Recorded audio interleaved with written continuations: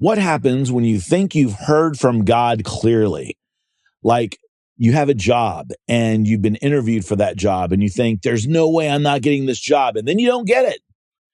Today, we're going to talk with the Associate Conference Director of Urbana, Andy Kim, who's also going to be our MC, who's going to share a little bit about the journey that God took him on to be a part of Urbana. Today on the Urbana Podcast. Welcome to the Urbana Podcast. This is the show where we empower Christian leaders on college campuses with the tools and strategies to help students address the challenges facing our world and advance the gospel's reach to the ends of the earth. Hey listeners, welcome back to the Urbana Podcast. My name is Phoebe Jeske. I'm a student at Wheaton College right now, and I am joined by the Director of Urbana, Mark Matlock. Mark, how are you doing? I'm good, Phoebe. It's so good to be with you again. Absolutely. Yeah, it's really lovely outside right now. I am loving this weather. It's May when we're recording, and I just got done with finals, so the energy's high. And your brain is mush. But I have just a feeling a little bit. I don't know. I have a feeling your brain is never really all that mushy. So man, I think you'd be surprised. Well, yeah, it's like it's like I've been traveling like crazy, speaking and talking to people about Urbana, because with the summer coming, we're wanting to make sure that everybody starts getting it on their calendar that this December, on the 28th, Urbana will kick off in Phoenix, Arizona, and we want everybody to come and be a part of it. And it's one of those once in a lifetime kind of experiences. For you, Phoebe, you get to do it twice in a lifetime at least. But yeah, that is pretty exciting. And but I've been trying to get the word out so people can get on their calendar before we break for the summer. And a lot of people make their decision in the fall, but want them to be thinking ahead of it as long as they possibly can. Well, today's guest is somebody you actually know and probably have known longer than me. Andy Kim, tell me about your experience with Andy and how you know him. Yeah, so I interned with InterVarsity last summer. So I was in Madison, Wisconsin at the national headquarters, and Andy came by for a couple days, couple weekends, and got to meet him there, and we just like hit it off from the beginning.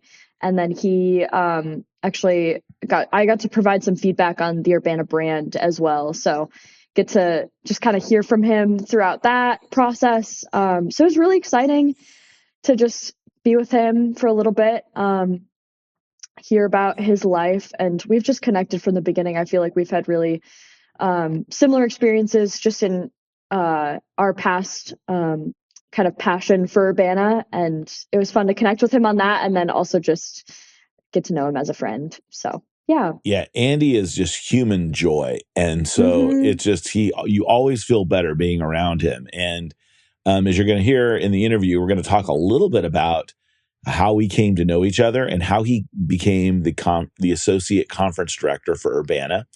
And Andy's going to be our MC for Urbana, which is a very important role, helping weave and connect the dots. We've had great MCs in the past, and hopefully Andy will continue that legacy as he takes on that mantle as we go to Urbana. But we're just going to talk a little bit about some of the things we're looking forward to, but also some of the interesting things and how we both came into the positions that we're in. So we'll talk to you on the backside of this, but let's listen to Andy.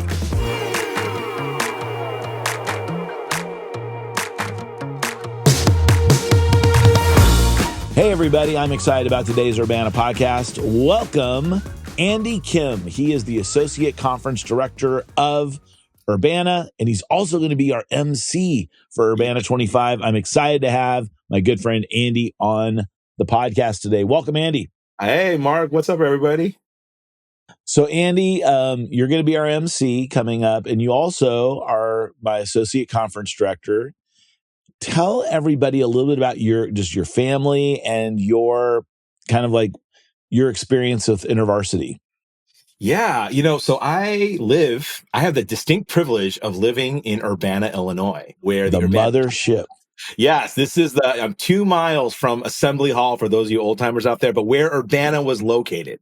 And so it's amazing to be here where even though Urbana hasn't been in Urbana, I hear from Christians all around my town that say that was just an amazing time where God was really at work, not just in the conference, but in our wider city. So And I a live. lot of people don't realize that that's how Urbana got its name. Yes. So that's kind of a fun thing that Urbana was. They think of because of the word urban in it, or the Urbana makes it sound gives a little Latin flair, international flair to it, but it really is just the city, Champaign, Urbana. Yeah, they tried to call it the Champaign Mission Conference, but I don't think that didn't fly. So the Champaign of missions conferences, Urbana. Yeah. We're the Champaign of mission conferences. That's really what we are. Yeah. So I live here in Urbana with my wife and my now 3 kids. So I have 3 kids under 5, my son Joseph, who's 5, my son Samuel, who's currently potty training at this very moment, and my daughter Abigail, who's 3 months. So yeah, and I just, we love living out here and we're navigating young kids. Now, I've only been to one Urbana in 1990. So a long time ago, 35 years ago, just to date me a little bit. How many Urbanas have you been to, Andy? So I've been to 6 Urbanas. 6? Yes. Wow. And tell me about your experience at those. Yeah, so my first Urbana was in 2003. It was actually the last Urbana here in Champaign, Urbana. I was a sophomore in college, and I remember a lot of things. The thing that I remember, this is when you'd have 20,000 people, and we'd all stay in dorm rooms. And I didn't realize I was placed in an all-girl dorm with someone who was a really big fan of Orlando Bloom and Legolas. So a dorm room filled with... You weren't in a room with girls. You were in a dorm room. In my, making sure. It was an all-girl dorm that they just put Urbana participants in. And so the original tenant, it was all of her decorations were still up. So it was just like Orlando Bloom everywhere. But it was in this dorm room where it was, God really opened my heart for global missions. I grew up in the Korean immigrant church where I fell in love with Jesus. I committed to him. I even served on 2 mission trips in high school and early college. And so I had a heart for missions. I had a heart for the gospel. Urbana, I describe that as when my faith went from 2-dimensional to 3-dimensional, really being aware of God's kingdom around the world. It was bigger than even my Korean church and all of my experiences at my campus. And I remember so clearly New Year's Eve, Urbana 2003.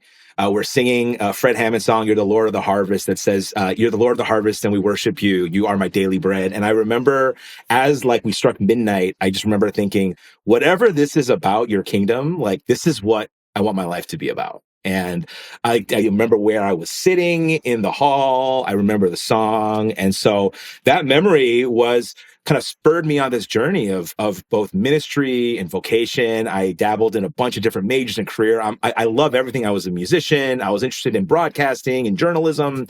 But by the end of my college years, I realized the thing that I love the most is helping other students experience God and the gospel in 3D like I did. And so I said yes to serving on InterVarsity staff.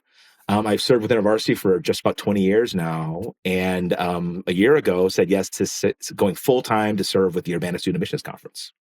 Wow. Now, it's an interesting thing, but I think we had different experiences growing up, but a similar one going into Urbana. I mean, here I was, I'd grown up in church, in a pretty good church. And I was at Biola University, but Urbana expanded my connection to global Christianity.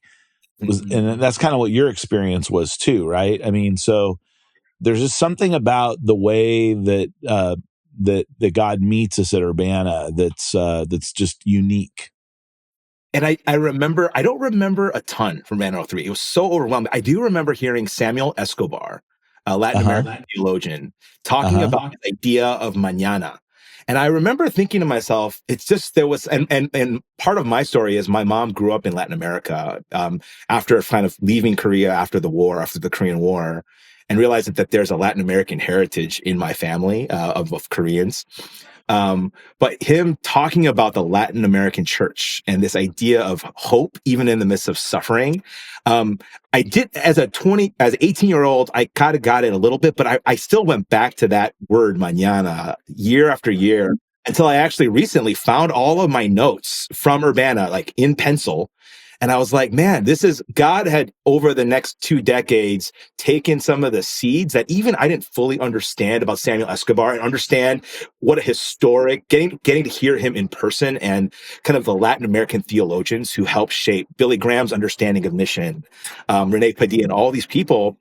I got a little bit of a seed of that in college, and that God continued to grow that seed over time. Oh, that's cool. That's amazing. Now, you grew up in a Korean American church, you said? Yeah, a Korean Methodist church in Chicago. So I remember, when I was in high school, I went to it was a Protestant church. It was somewhat diverse, but not as diverse as you would think. But I remember a friend of mine who's Korean invited me to go to their winter camp in high school. And I was like, oh, that sounds like fun.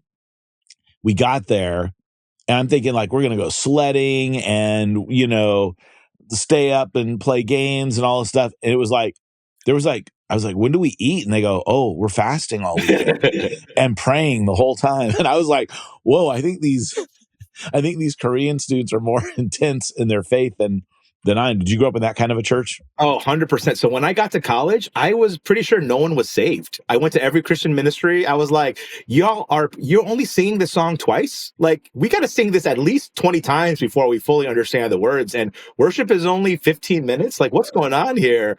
And really part of my journey, and really Urbana being one of these places where I was like, if we ever said, let's pray, I just assumed everyone would pray the way Korean churches do, where everyone's praying out loud at the same time, probably for 2 hours with all the lights off. Wow. And realizing that at Urbana, there's like many different ways that we could pray, many different ways that we could worship. And there was parts of me that was like, oh, this is weird. And then through that experience and as I kind of went through college and grew, it was like, oh, God is bigger than just my Korean church. And both to be able to appreciate my Korean church, the uniqueness, but also realize there are many other ways to pray. And I had never really grown up with how do you do liturgical prayer styles or the Book of Common Prayer or even how to pray for the nations. That was just something that we did it a little differently in my church growing up. We prayed all night, but we didn't really do Operation World or some of these other different ways of thinking about prayer and worship that Urbana and some other places were really helpful in my college years to realize God is bigger. And it's a beautiful thing that God made me Korean in a Korean American church, but there's so much more to the kingdom than just my church. And in your other years that you were at Urbana, you were actually part of the worship team at Urbana as well. Yeah, I had the privilege of serving as part of the worship team in Urbana 09 and Urbana 12. And one of the privileges of getting to lead Urbana worship is to think about it. I was a waiter. And remind me, what do you play? The maracas? Either maracas. I play a me maraca. I was primarily keys. I did a little sax. That was my major in college. All right. Oh, and you were a sax major? I was a sax major, sax performance major. Wow. In another universe, I would be the awesomest junior high band director that you could ever have. That would be in the multiverse. That would be me. But yeah, I think really thinking about Urbana as this incredible banquet of food. But it's not just the food that's usual and typical for you, but this is like every culture's best dish. And that might be delicious for some, too spicy for others, but it's my job as a worship leader to be a waiter and to say, here's all the beautiful dishes in the kingdom of God. Some are going to be new, some might be a little spicy. And it's okay if you don't like all of them, but these are all gifts that we're offering to the King, and we can enjoy that together in community. And so we literally, in Urbana 12, we video different families cooking food from different cultures, including my mom. And before each worship set, we would play different food. Like we did a Puerto Rican family making tostones, and we did my family doing some bulgogi and kimchi. And then we'd worship in different styles and languages. We made everyone really hungry, but that was one of the most fun privileges. It was also during the peak of Gangnam Style. And so I am ashamed to admit, but also very proud, that there was a little Gangnam Style that happened at Urbana 12. So if you are really crafty, you might be able to find a picture or video of me doing Gangnam Style with 10,000s of other people.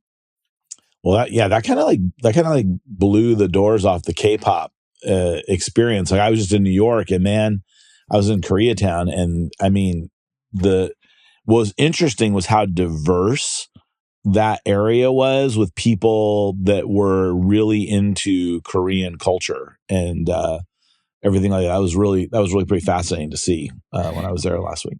Yeah, and even just from 20 years ago, when Gangnam Style was this sensation, that was kind of this like weird thing but then now there's a new song from a different part of the world that takes off, and it's all my non-Korean friends that know all about K-dramas. They know the latest updates around Korean pop, but it really shows and they know all about Korean food. When I was growing up, nobody knew what kimchi was, and many people didn't even really know what Korea was. They were just like Chinese or Japanese. But like we live in an age now where the global awareness is just at a level that I'm like shocked at how many people just even know basic things about Korean food, which was not anything for the first 25 years of my life I would have ever assumed. Well, you're setting a really nice table for kind of what Urbana is going to be like, because we do hope that we get to give people a feel for things that are happening across the globe, to understand what's happening, where God is at work and what he's doing in a lot of different ways, aspects, modes. I'm looking forward to present. But I want to get into a little bit of a personal story, because it's a little bit of an unusual thing that you and I are even working together right now. Yeah. You comfortable if I go here? You know, man, let's do it. Why are we having a podcast if we don't go there, man?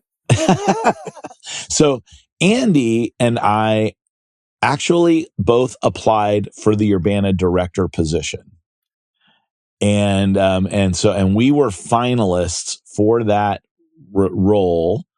I'll let you take it from there. Talk a little bit about your journey. I've shared my journey before, but yeah. So I had a great job. This was like 2023. I had a great job doing strategy and innovation with InterVarsity. Developing resources and products, and I had a great job, a great team.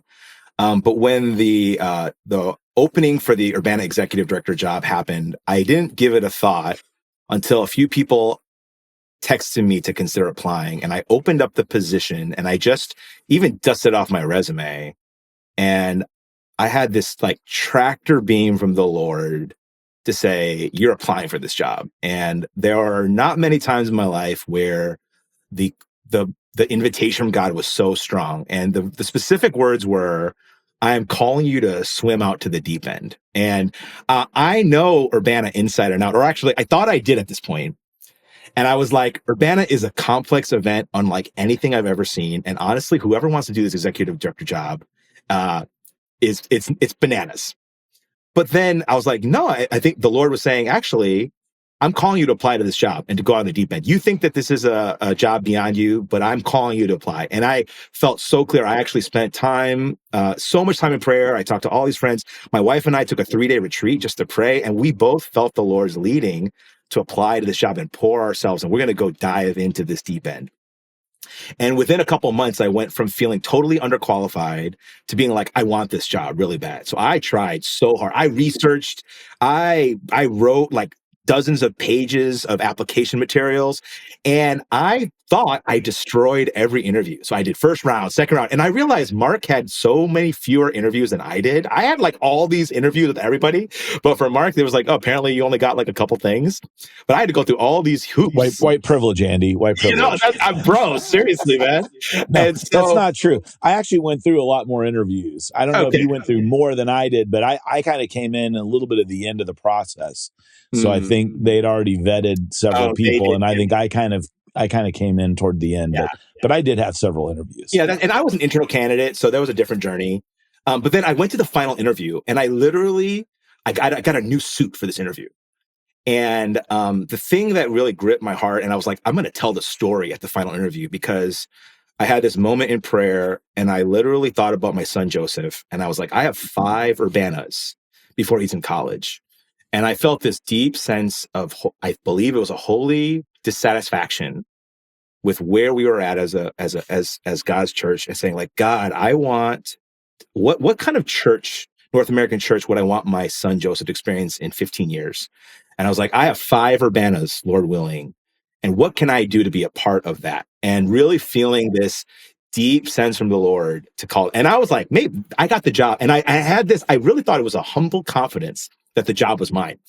And then I go to the final interview. I had all my note cards. I studied. And every answer, I thought I destroyed it. I left them speechless. I could answer every question. I had reports. I printed out charts and PowerPoints. And I drove home from the interview and I went to Taco Bell. Like I pulled outside. I was like, this is my job. I got it. And I told that to my wife. And then a few weeks later, I was like waiting for the call, nothing. I didn't hear anything. And then it's like, oh, they're just taking their time before they make the offer, and then nothing. And then finally, a couple of days before New Year's, I got the call. Yeah. So this was going on through December, leading up to Christmas. Yeah. And then I was like, oh, you didn't get the job. And I was like, I thought I knew every single person that would have applied for this job. Who else is foolish enough to apply for this job? Because it is kind of that kind of a job. Like once you find out, it is a big job. Yeah. The only person that you'd want to hire is somebody who, if somebody applies for the job, it's almost like a signal. You shouldn't hire that person, right? And then it was like it was Matt Marklock or Mark Matlock, and I was like, I was just thinking about Ben Matlock, and then I realized, oh man, I have a couple of his books on my shelf. I was like, who is this guy? And how, and in my flesh, so actually, my wife and I were like, okay, we got to pray for this guy to succeed, because in our flesh, we were not feeling. It was just I was pretty devastated. I was like, oh, I really thought the job was in hand. And I remember we had our big national staff conference in early January, and I heard, oh, Mark's going to be there. He wants to meet you. And that was my first day on the job. Yeah. And I was like, I absolutely do not want to meet him right now, because I was leading worship. I was kind of very vulnerable. I was like, oh, I'm just not in a position yet. And so basically I was trying to Google what you looked like, because I just didn't know what you look like. Because I was like, oh, so if I meet a middle-aged white guy, I'm just going to avoid you. So then basically, if there was a middle-aged white guy that I didn't recognize in InterVarsity, I was going to avoid you. And then I was avoiding other guys. So I feel so bad. But then I was just in this very vulnerable place. And it wasn't until a few weeks later when we had our first Zoom call, I was like, oh, Mark's not so bad. Urbana might be in great hands. And a few weeks later, we talked, and we realized that God had given us a lot of the same vision and a lot of the same alignment. And I was like, whoa, really, God's the same things that God was saying to me, like saying to him, similar experiences. I was like, oh, Mark is actually pretty cool. And I think when you offered me the number 2 job, I was like, I don't want that number 2 job. But then the more that my wife and I talked about it, was like, this is a no-brainer to work together. I think I want to make sure everybody understands this too. There wasn't a number 2 job. I made the number 2 job for you. That is true. You very shrewdly did, because I was like, I was like, I just want to go all in on Urbana or not at all. That was kind of on my heart. And for those who don't know, like a lot of times InterVarsity staff give a lot of their time extra to help support Urbana. And that's been one of the ways Urbana's been able to sustain itself. But I was like, I don't want to do that. I'd rather either go all in on Urbana or not at all. And so just appreciate you, Mark, crafting a job that felt like I could really sink my teeth into.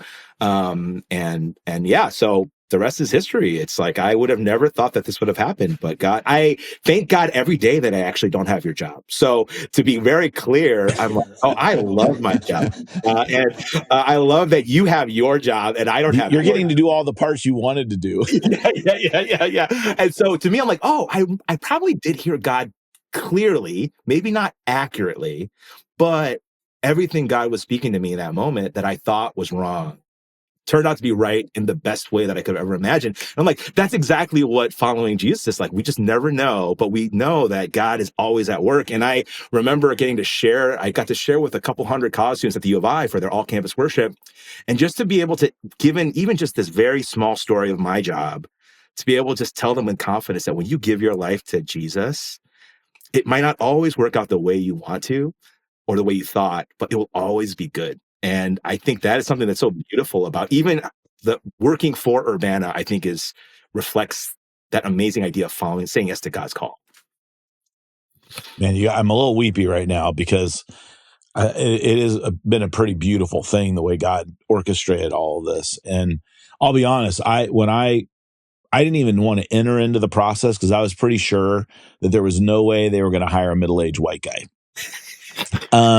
Just knowing InterVarsity, knowing their their focus on diversity and intentional diversity, knowing just the state of white guys, middle-aged white guys in America. State of white guys. I really thought, like, is this just like a foolish thing to even pursue this? And when they told me it was down to 2 people, and one was an internal candidate, knowing that I was going to be at the all staff thing and they were setting up these meetings, everybody, like I said, tell me about the person that didn't, get the job. And they told me about you. And I was like, man, I've got to meet this guy. Like, I really got to meet this guy. And so I saw you because you were on stage helping lead worship.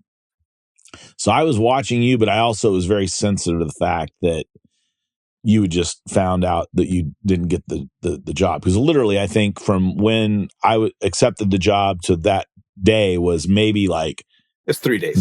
It was maybe 6 days or something like that. I found out a few days before the conference. Yeah, because it was Christmas Day that I accepted the job. So then, January 2nd. So it's pretty close. But I think for me, Andy, when we met, I just, I just felt like, wow, I already feel like my heart is knit together with his heart. And it's just been a joy to do this with you and to do this. You've taught me a lot. I've learned a lot from you, and it's been really, really fun to work with you on this. And so I just want to say that here on the record. I guess I'm talking to you like we're not being recorded, and we are being recorded. Yeah, yeah. But yeah, it's been a neat thing. It's been really fun to see the way that the Lord has orchestrated all of this, because we may not have had this intersection had it not come about the way that we did. And I think everybody on the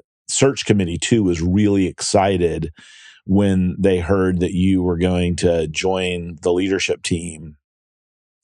Because I think it was a hard call for them too, from what I understand, between trying to figure out what the path was. So, anyway, but just, yeah, thanks for saying yes and accepting the offer, because it's been pretty meaningful. And you didn't know you were going to be having another baby at that time. Yeah. So, a lot of things happened this year that you weren't completely aware of that were going to take place. And so it's kind of allowed the Lord to take your family in some different directions too, that would have been a little more challenging had you been in that role. That's right. And so, but yeah, well, let's go ahead. I'll let you respond. Well, I think I was going to say, I think even our pairing represents in some really cool ways the heart of Urbana 25. It's honoring the past and the spiritual legacy of Urbana, both in your story of Urbana 90 and even my, like the fact that I'd been at every Urbana since Urbana 03 and what Urbana has been, but also both of us have a background in innovation and disruption. You in particular, I think you like to disrupt things, the status quo. And what I love about bringing to Urbana is that between the two of us, and even really think about our whole team, is honoring the spiritual legacy and heritage of what Urbana has been, but also knowing that this generation needs something fresh. And so holding those two in tension, both even in how we work together and what we're trying to do at Urbana, is so exciting for me, because when you have innovation without an acknowledgement of the past, that there is an immaturity there. And when you have just holding on to the past without the future, there is kind of a deadness there. And so there is something that we're holding together, and even how we relate together and how we try to lead, that I think is a really beautiful expression of what I hope we can see more of, I think, as we want to serve the next generation. Yeah, that's a great way of saying it too. My mantra is nostalgia is not a strategy. And so as we look at the past, we have to acknowledge it and really see the way God has had his hand in the history of Urbana, but at the same time realizing that God is doing something new and fresh with this generation. And it's been fun to set the table for that. And, I just pray that the Lord will use it and do something wonderful with it. Yeah. Tell everybody, what's something you're excited about as we think about kind of what Urbana 25 is going to present? What's something that's really on your heart that gets you excited? Yeah, I mean, just really candidly right now, when I talk to college students, and I've been just actually with the end of the year, I've been just zooming in to a lot of large groups, end of the year camps and conferences, and sharing about Urbana with students. And I'm noticing a couple things that are resonating with them that are getting me really excited. One is these students are so plugged in to what's happening in the world, for better and for worse. And but when I share about Urbana is our desire is like, you see the headlines, you know what's happening in the world, but at a place like Urbana, what would it look like to experience what's happening on the front lines of the world, but not just from the headlines, not just from clickbait articles, but from the church, from the global church all over the world, to tell you the good, bad, and ugly, but really how God is at work. And this idea that for a lot of students, particularly in our ministries, when you serve on campus in ministry, one of the things that happens is when you first go to college, whether it's a Christian college or a secular college, you're like this big college, overwhelming. But then you realize God's at work all around you, and it changes when you realize God's at work around you. It changes your perspective. Your anxiety goes down. And instead of feeling the pressure, you're like, oh, how can I join into what God's doing on my campus, in my neighborhood, among my friend group, in my non-Christian friends? And so a lot of these students, they've experienced that in a micro way on their campuses, where they're seeing God work in their roommates or in their professors. And so then when I talk about Urbana, is like, what if you had that experience for the whole world? How would that change your anxiety level as you think about the world? It doesn't hide the brokenness, but when you see God at work all over the world, it changes your view. And I was just speaking to a group where I could see I was on Zoom, but I could see their like ears perk up. I could see them tapping each other because I think they're experiencing this on campus. And I think there's a holy longing for them to experience this in the world. And so it's been really fun to see when I talk to students what resonates, what gets them perked up. Where do I start to see the reactions? The other thing that really resonates, this generation, they really care about their career. They're feeling a ton of anxiety around the job market. And one of the things that I love sharing about Urbana is it's an amazing place to meet with God and hear from His Word. It's an amazing place to hear from the global church. But it's the secret sauce of Urbana. It is the best kingdom career fair of experience because you have Christians from all different sectors and professions, Christian leaders and missionaries who they are coming to Urbana because they want to pour into you and invest into you and help you and serve you. And the idea that you could come to one place, and whether you're a pre-med, whether you're interested in ministry, whether you are an engineer, a nurse, or a doctor, or any profession, there are Christians here who want to come alongside you and help you and support you. And so one of the best things that I tell people, and I think students love to hear this about Urbana, is you'll get poured into, invested into, not just spiritually, not just relationally, but also professionally. So as a Christian student and as a Christian professional, God wants to speak to you and invest in you in Urbana. So those are just two things that I'm really excited that aren't often thought of when they think of Urbana, but are really powerful things. Yeah. And, a lot of people don't know this, but, InterVarsity hosts Urbana, but it's not an InterVarsity event. And so you've kind of, you've really taken on a lot of the recruitment within the InterVarsity chapters because that you have a lot of deep insight. I've been focusing a lot more on some of the relationships outside of InterVarsity that I brought into my leadership role. We've kind of really complemented each other really well. But at the same time, there's this wonderful gift that InterVarsity gives through Urbana. Probably only about a third of the attendees at Urbana are from within InterVarsity. The majority are those from outside. What are some of the things, like if people are outside of Urbana, that you go, hey, this is something you need to know of, be aware of? What would you say, Andy? Yeah, I think one of the number one things is that InterVarsity USA is just one small part of a larger movement called the International Fellowship of Evangelical Students, and operating in over 200 countries. And one of the amazing things about InterVarsity, we're not the oldest and we're not the biggest student movement in the U.S. And so Urbana has this privilege of welcoming chapters and movements from around the world. We're thinking at least maybe 40 or 50 student movements from around the world are going to send a delegation that will both participate in Urbana, speak into students' lives, get to lead workshops and share stories. And so InterVarsity is part of something greater, and we're so excited to share that with others, to realize that God is on the move in every corner of every campus in every nation. And that's such an encouragement, I think, to think about. It's not just you on your campus or your ministry, but we're part of a larger family of International Fellowship of Angel students, but also Christian colleges and other campus ministries.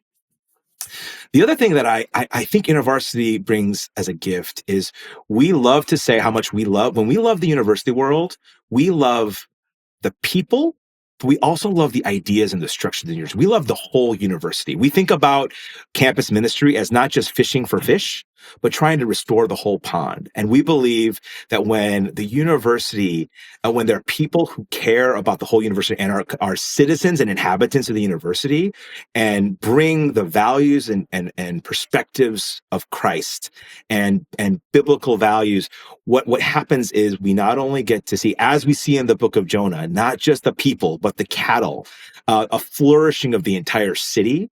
And that leads to some of this amazing stuff that when universities are at their best, they are institutions that care for the whole of humanity, the welfare, the common good, research, innovation that serves people. And I think that is one part of how Christians can be can be kind of kingdom citizens, love our neighbor.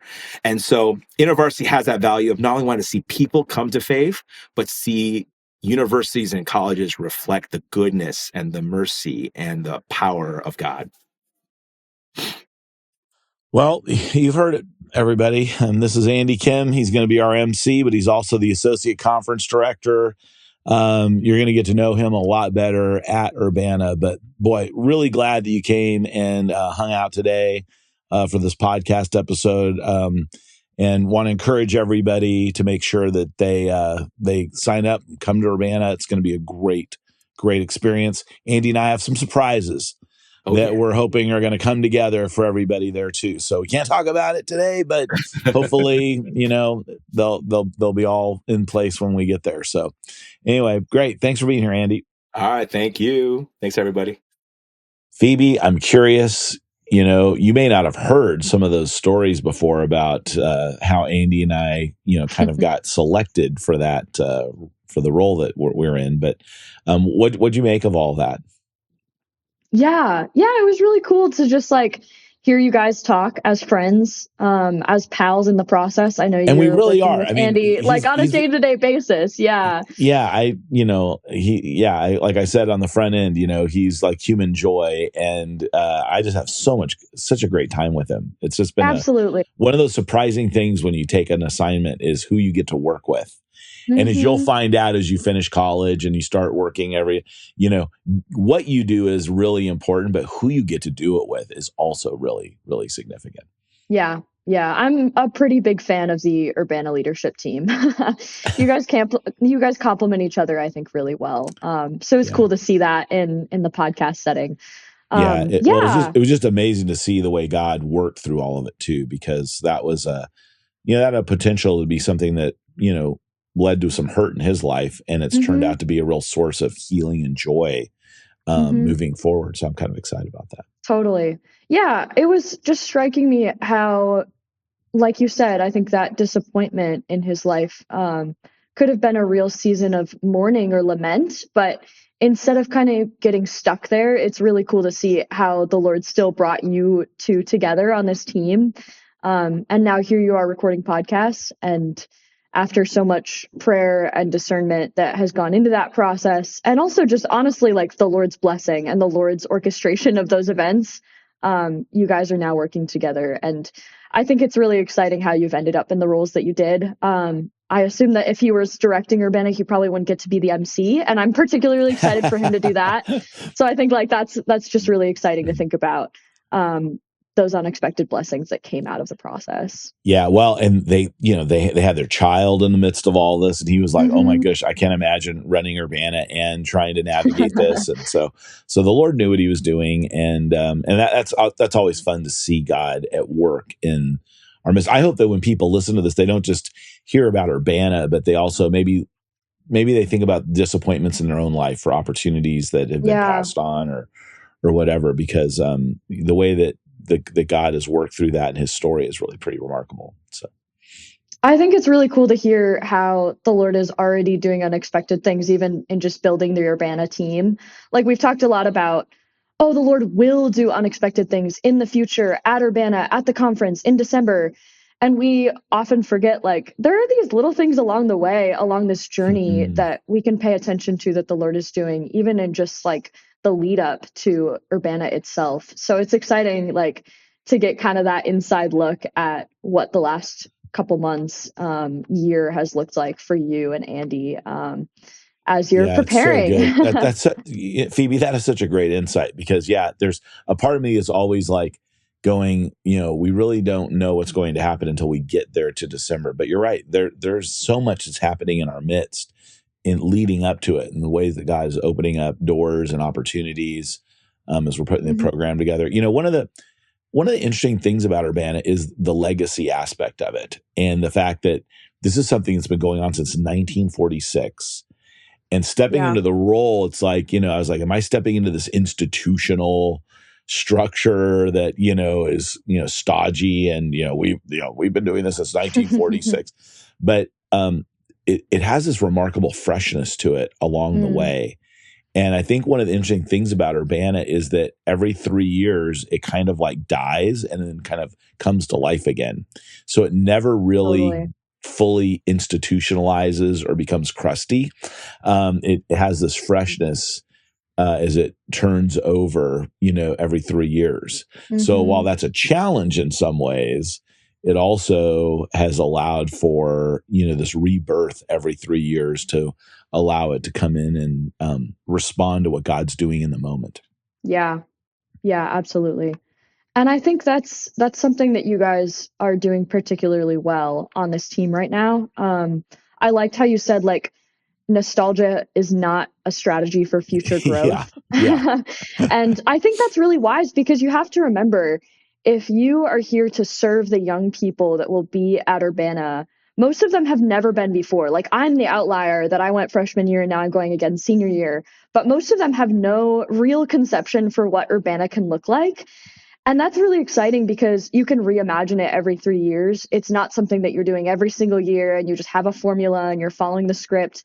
But rather, like, you're almost in this responsive posture of listening to what the Spirit is doing and saying, how do we respond to the Lord in how we're planning this 5-day experience? And how do we, reimagine it into something that is relevant and current for these students in particular?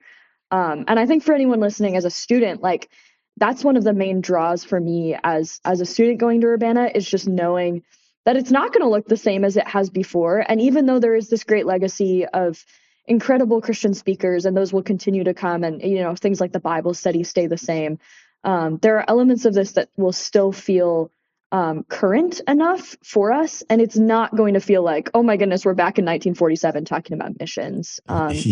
As missions is an ever-changing field, like, this will feel almost ahead of the time in how it's talking about the current trends. So that's really exciting. It's interesting, because obviously there are these great speaker moments that have happened at Urbana in the past. And I think what's interesting is that you usually don't hear people stump speech when they come and present at Urbana, because they're listening to what God is saying for this moment and this generation.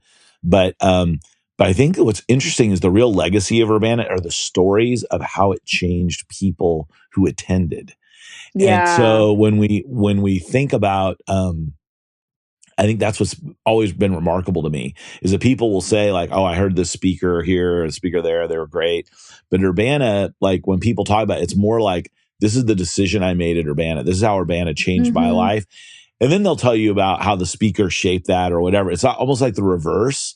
It starts with how they were changed. So anyway, it's kind of cool. So that's fun.